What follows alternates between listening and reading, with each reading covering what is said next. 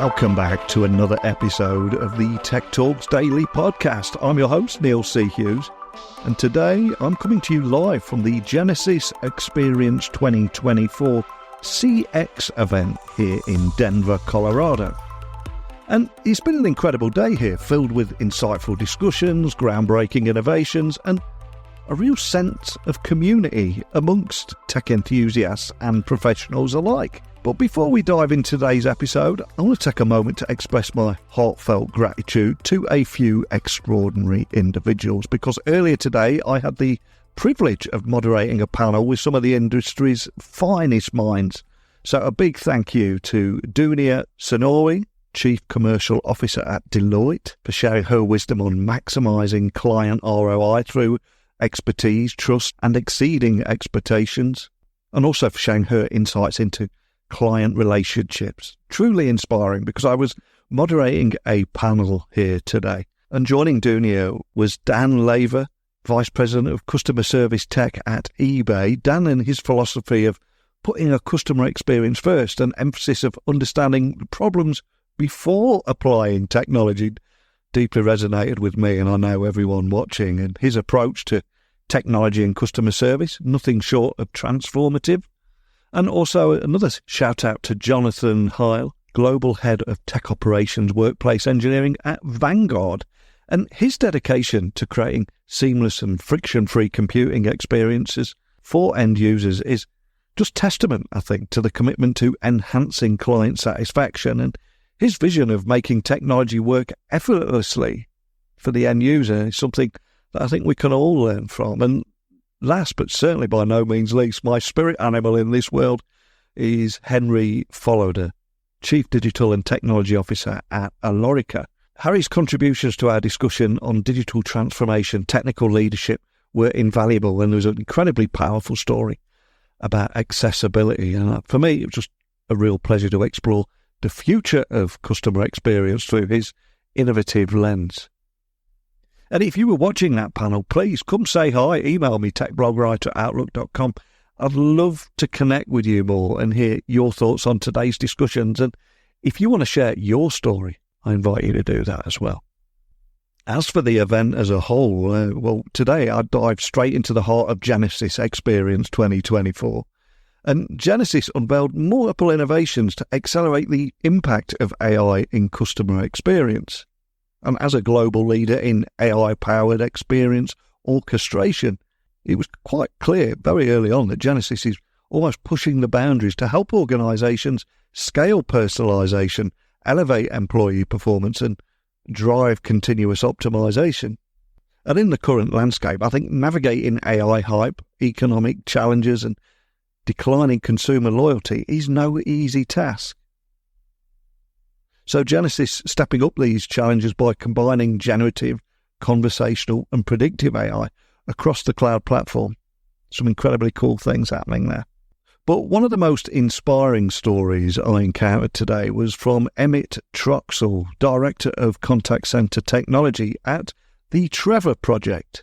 Now, the Trevor Project is the world's largest suicide prevention and mental health organisation for the LGBTQ plus young community.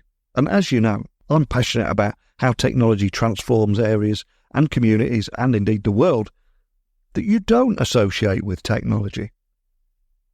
So I invited Emmett to join me on the podcast, share how the organisation is evolving its services into a single platform for better support of the community and manage its unique staffing needs.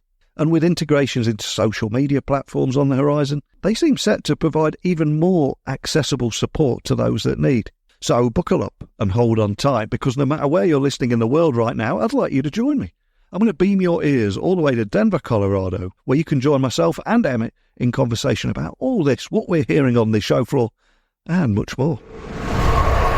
So a massive warm welcome to the show. Can you tell everyone listening a little about who you are and what you do? Absolutely. My name is Emmett Troxel. I use he, him pronouns, and I'm the Director of Contact Center Technology at the Trevor Project. For people not attending, what are people talking about here at Xperience 2024? Any conversations that you can share from the show floor about, I suspect it's going to be AI, but is it that or something else? It's all AI and the different steps of orchestration. It was really interesting to see the sort of the future that Genesys has around making an empathetic AI experience. So it's all been about that orchestration, I think. Now, we will have people listening all around the world. So for anyone listening, hearing about the Trevor Project for the very first time, can you tell me a little bit more about it and the story behind it, Tim? Sure. So the name The Trevor Project comes from an Oscar-winning short film called Trevor. It was about a young queer man who had a suicide attempt. And so when that was aired on television, on HBO, they wanted to put up a number of a suicide hotline for LGBTQ plus young people. And they looked around and they realized there was none. So the film decided to create the Trevor Project as a result of that. We opened the night that the film premiered on television. We received 1,000 calls that night, and we've been open ever since. Wow, fantastic. And I would imagine at the very beginning there was no technology, right? How was it managed from the beginning, and then what made you then go from there to, well, we need to scale this, we need the help of tech? Yeah, that was 26 years ago. So I'm not exactly sure what technology they used back then. It's evolved a lot over the years as contact center technology has evolved. So, but certainly gone through many iterations. And talking about the work that you were doing and this transition to a unified platform, what were the specific challenges that prompted the Trevor Project to consolidate all your services onto this single platform, and how's that transition improved also the organization's ability to support the LGBTQ plus community? So prior to our transition, and by the way, this is pretty new. We've been on Genesys in Mexico for about 3 weeks and in the US for a week. But I can certainly talk around sort of the reason behind that. In terms of why we moved to Genesys, we used to be on several different technology stacks. I think I counted about 15 technology stacks when I started. And so if you can imagine, we had one stack for voice, one stack for SMS, one stack for web chat, one stack for WhatsApp. And we were also building custom development, custom dashboards for our supervisors. And that from a custom development model and just like a maintenance model didn't really work for us. We're not a technology company. We're a crisis service, organization. And so we went to a more of a buy versus a build model. And what that's allowed us to do is make sure that we can have more of a unified reporting. We can have unified workforce engagement management, really have more visibility into not only what are our counselors doing. Counselors is what we call agents. So what are our counselors doing? How can we best support our counselors? Why are young people contacting us? That is greatly improved since we've gone to Genesys. Even in the first few weeks, we've seen some benefits on that. And so that was primarily the reason that we moved over. And we're also able to deploy improvements and enhancements in a much quicker fashion so we can be more responsive to the needs of the young people that contact us. Gotcha. And you do have a real diverse workforce of full-time staff and thousands of volunteers too. So what tools or approaches have proven to be most effective in managing and aligning their skills to meet your organization's unique needs? We're very happy to not be scheduling in Excel anymore. What we're really excited about the workforce management piece, it's really going to help us gauge our real-time adherence and all, our efficiency, and really make sure that we can forecast accurately, make sure that we have the right counselors in at the right times. And what that's going to do is prevent burnout for our counselors. We're also really excited about all of the flexible scheduling options that Genesys Workforce Management offers, because, if you think about a volunteer, they have a full-time job. Some of them maybe want the same shift every week. Maybe they'll want to work every Tuesday. Some of them might want to do a sort of a pickup model. So with Genesys Workforce Management, we're really able to meet our volunteers where they're at and be able to also be available for the young people that contact us. How do you at the Trevor Project structure your formalized training programs, especially in ensuring all staff and volunteers are prepared for things like voice and digital interactions? And how does technology play a role in that as well? Sure. So they go through a pretty intense 10-week training course. And that really allows our volunteers and our full-time staff. Mostly the focus is going to be on the support model. How do you respond to young people? What are the things that you want to say to them? So really most of the training is around the conversations and not the technology. And so how Genesys has helped with that is that we have actually, for our volunteers and counselors, there's actually less of an emphasis on the technology. They don't really have to worry about it as much. They're really more focusing on those conversations. And what would you say the impact has, especially around real-time supervision and listening? What impact has that had on the quality of interactions between staff, volunteers, and indeed those young people you support? Well, very early, so it's hard to quantify that. Yeah. I will tell you that there's been some great enhancements that we've been able to do with Genesys and integrating with, for example, Slack, that really open up the lines of communication between a staff counselor and a volunteer, and a supervisor for that matter. So it's hard to say right now what the impact is, but I can say that in the future, we're really excited about seeing what improvements we can make. Mm. And how will upcoming integrations, especially with social platforms, how will that enhance the Trevor Project's ability to provide that crucial support on platforms where LGBTQ plus youth are spending that time? Yeah, I think we're always looking for ways to make sure that we connect with young people where they're at. And I know in terms of, Genesys, those integrations are possible. So we're always looking for ways to make sure that we can capture those interactions where they're needed most.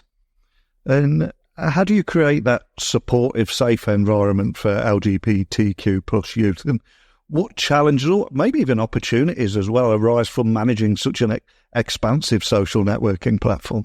So I think one of the biggest ways that we are able to support our young people is through making sure that our counselors feel safe and supported as well. So we have a lot of supervisors who are able to really dial in, and when there's a difficult conversation, that supervisor who's really trained and seasoned is able to monitor that interaction, talk to that counselor, walk them through it, provide any support, any wellness time. And so I think that is one of the ways that we really can help that support. Yeah. And we're always looking at, quality management to make sure that our policies are being followed, that the support model is being followed, and that we're assessing the risk in the correct way.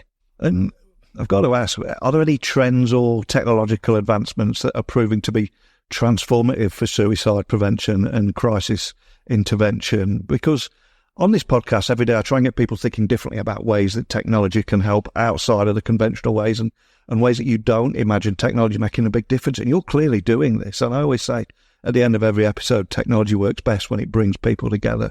And again, you're doing just that. So how are you doing that? And is there anything else you can share about how you're harnessing some of these latest tech trends to strengthen that mission and help more people? I think for me, one of the biggest opportunities out there is understanding why young people are contacting us, right? So, they're contacting us because they're in crisis, but LGBTQ young people have a number of challenges in today's society. Yeah. There's many, many anti-trans, anti-queer legislation out there.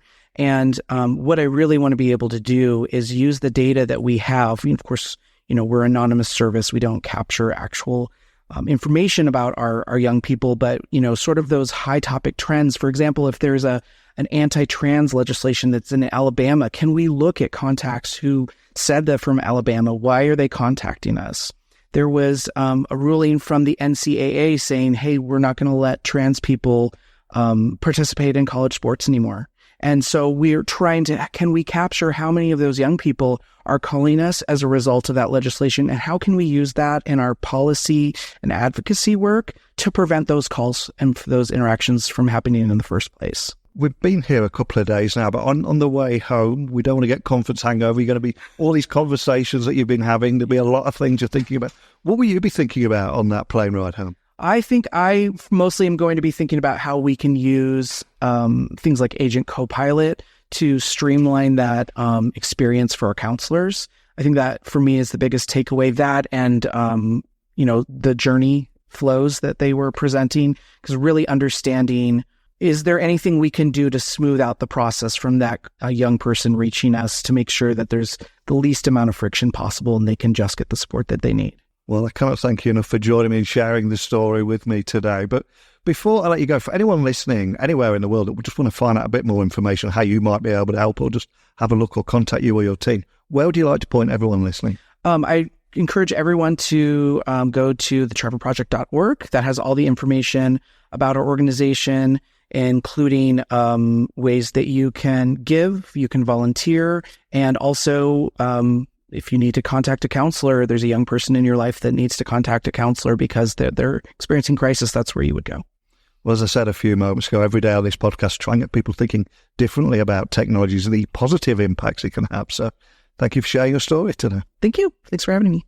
Inspiring story there. And I think meeting individuals like Emmett and hearing about the impact that work being done by organisations like the Trevor Project, that's why I travel to these conferences. It's about connecting with real people, sharing real-world stories, and learning how technology is making a difference in their lives and the lives of others.